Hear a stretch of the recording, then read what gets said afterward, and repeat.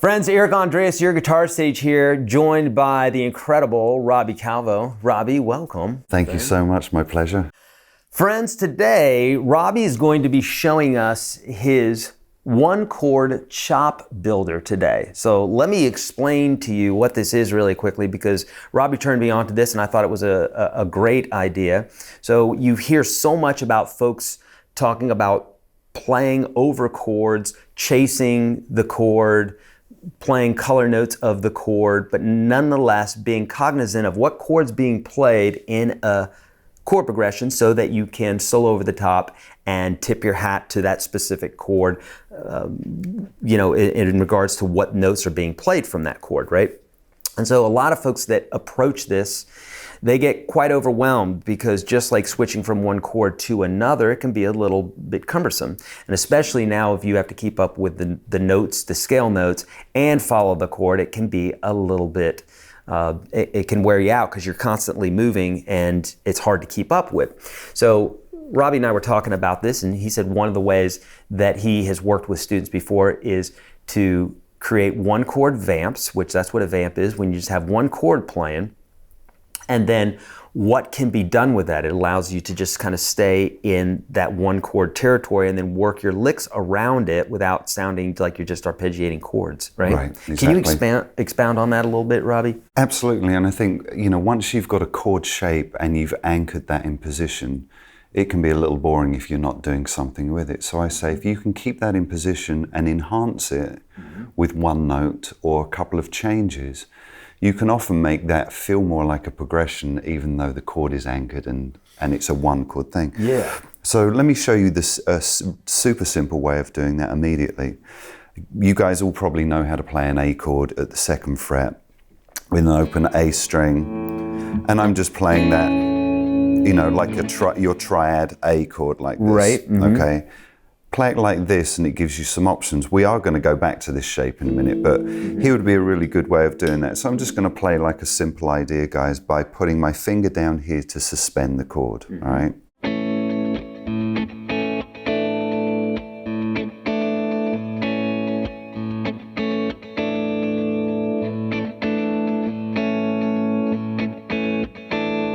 Okay, and that could be the intro to a song, honestly, couldn't it? Yeah. Okay, now if we want to enhance that a tiny bit more, we can add in another finger, and you've probably seen this a ton in, other people playing guitar chords. What I'm doing is basically putting this finger down like I did before, and the 3rd finger on the 4th fret, 4th string, all right? And that's basically giving me a D major triad with F sharp in the bass, that's the F sharp. But I'm keeping the A as my root note. So we've still anchored in the A there. So I'm going to do the same kind of thing.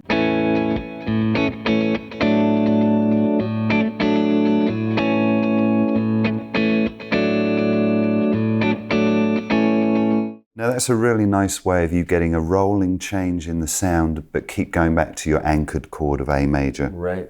All right, so it's solidified the vamp. Now that's a really simple way of doing that.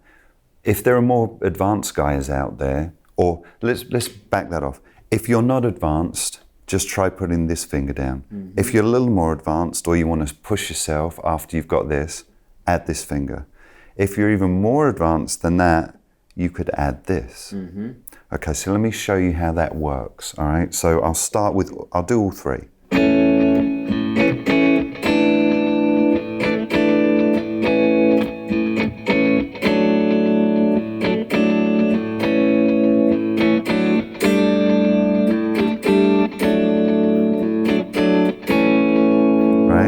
If you're more advanced than that,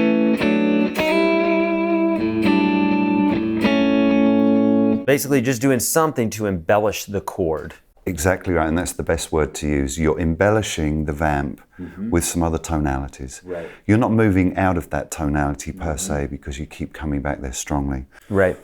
So that's a really good way, by just keeping anchored here, and of course your thumb's still in position, it's not gone anywhere, has it? You're not having to do shifts and stuff.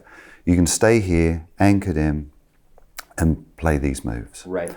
And again, that could be an intro to a song, it could be an outro. But keeping it simple like that, guys, is going to allow you to then improvise over it and let the improviser have more space. all right, because you're dialing it back, all right. But you're also giving them chord tone options, and we're going to talk about that, aren't we? Yeah, so now we're going to do another video, right, where you show us like, okay, now that we have this embellishment, here's what we might do to that embellishment, just like two people talking, right? It's like if we're talking about a particular subject, I always use this analogy that if we're talking about guitars, but if we're talking specifically about, you know, you start talking about vintage guitars, and I still just am talking about guitars in general. It might be like, does he hear me? I'm talking about vintage guitars. I wonder why he's not going there with me, right? And so similarly, if we're just recognizing the A chord, even though you're embellishing it and you're not ever speaking the music. So the one guy is playing an A chord and then he's changing to an A sus. Well, as a soloist or a melodic instrument, if I'm not kind of tipping my hat or saying, hey, I hear what you're doing there, then it almost sounds like I'm just kind of doing my own thing. And music is a conversation, and if we're not being conversational about it, then we're kind of losing the whole thing. So we're going to do a whole nother video where you're going to show us this, right? But can you give us just like a basic idea there? So for folks that maybe they're not going to watch that video or what have you, but they have like a basic idea of why this is a ninja chop builder, if you will, like something that would build, chops as in licks, but then why specifically this, as opposed to just jumping into 3 or 4 chords right away. Can you explain that a little bit? Yeah, so again, if I know that I'm the soloist, let's say I'm recording this and this is my practice routine, I just want to try out my A major pentatonic and find some ideas and licks, right?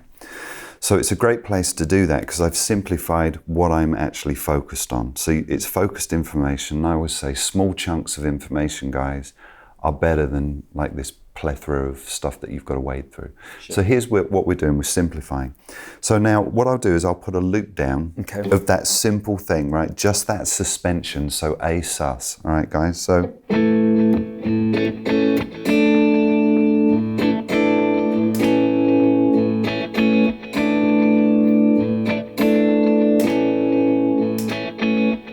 Now I'm going to play my A major pentatonic over that, and I'll do it simply first so you hear it.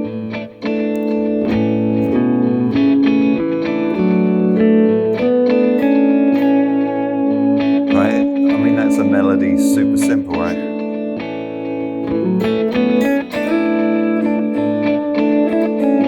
See, I'm hitting the sus. Yeah. So when the chord's like, there it's like normal, but here's the sus, and you're saying, hey, I know what's going on. Now you're resolving it right here. Yeah. Now I'm going to do a harmony on that. So I'm going to...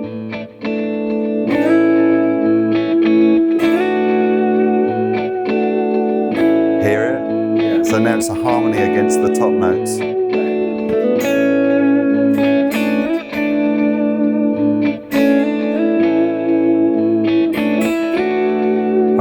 Already developing an incredible piece of music from something so super simple.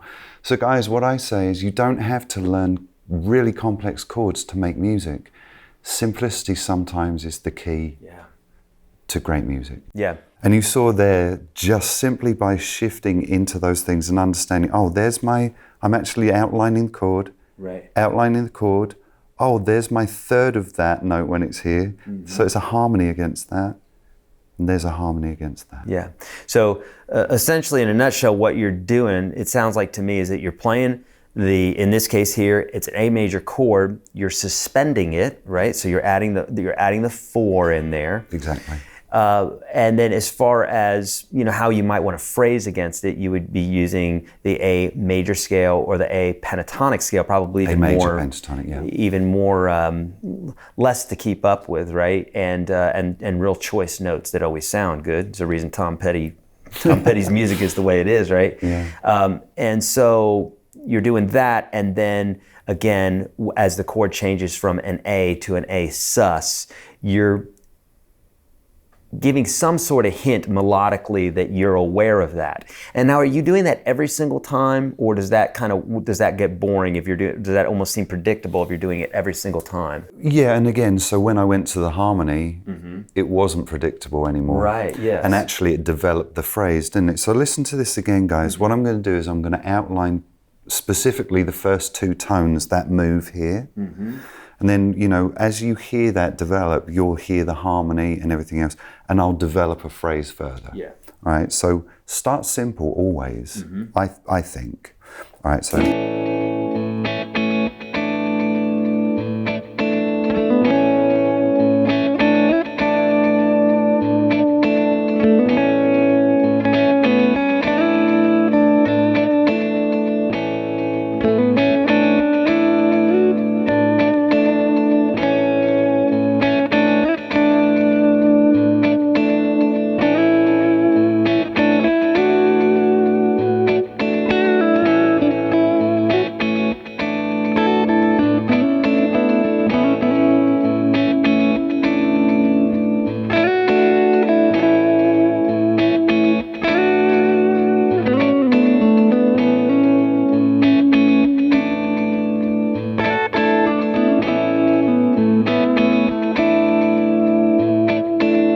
So would you say, you know, if anybody wanted to do this at home, it sounds like to me they could do this in any key. They could embellish the chord in any way. Absolutely. There's no specific way. Just as long as it sounds good and it's, moves the ear to want to play a particular melody over that. That's what we're looking for. And also keeping it simple. I've heard you say that several times now already, is keeping it simple. So maybe take a standard chord and then maybe one embellishment. And then this way you're looking at your chord there. I mean, essentially you could use any form of that A pentatonic or even A major, but you know, you're outlining that chord, and then what that does, if I'm getting you right here, is that preps you so then when you go to two chords, you're going to be thinking the same way with two chords, right? And then three chords and four chords, but you got to start there, right? So that you can start developing those licks that are specifically going to be centered around the chord, so that when things get more complex, you're like, okay, I've juggled with one ball, I've juggled with two balls, let's bring in a third one, or what, you know. Absolutely. And another way of looking at that too is you're saying, okay, I see the shapes and everything, but now I know that that's the fourth. Okay, that's the fourth against the chord. That means it's a suspension. When I unsuspend, I've got a major third on top. So you're interjecting a bit of theory in there, right? And then when I said this is the harmony, well, why is it the harmony to that? Well, it's the third above that note. This is the third above that note. And what you're doing is you're developing your harmonic knowledge, and you can then express that to someone. So let's say, for example, you're working with a bass player and you say, hey, I'm doing this on top. How about you do that on the bottom? Yeah. Right, and this is what I'm doing. Could we try that? And when you can communicate with people with musical language, it makes you a better musician. Yeah. And that's a super simple way of doing it, isn't it? To start with. Yeah, I love that. Super cool stuff. Thank you. Can I show you one more? Yes, Have we got time? Sure, let's do it. So here would be making a variation on that. Again, super simply. A major triad, but not like this now, because we need to move. So we take our A major triad, okay, and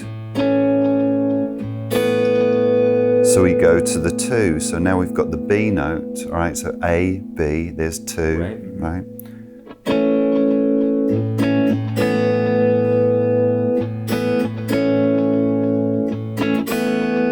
So I'll record that and then I'll play kind of what I was thinking, so.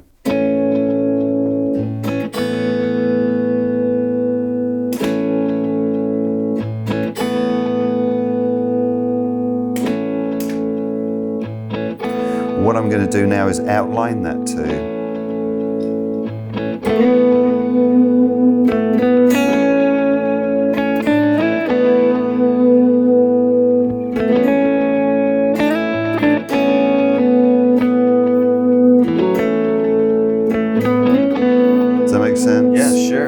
So now we've got a variation against the melody that we had. So let's say, for example, I did this as a progression.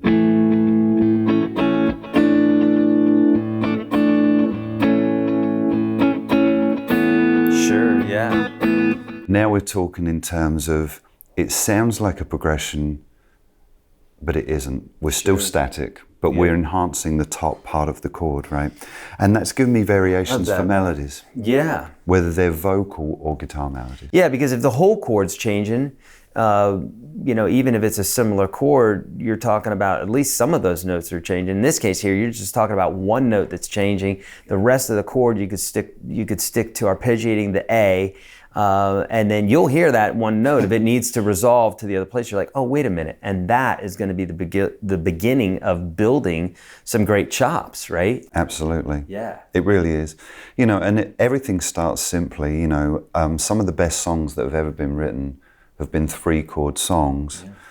And, you know, but what you have to realize is then there's rhythmic variation, orchestration, melodies, you know, and everything else. And once you put something together, what you have to realize as a guitar player, you don't have to be doing everything. You're a supporting role, or if you are the only instrument, again, you're still supporting the vocal. Yeah.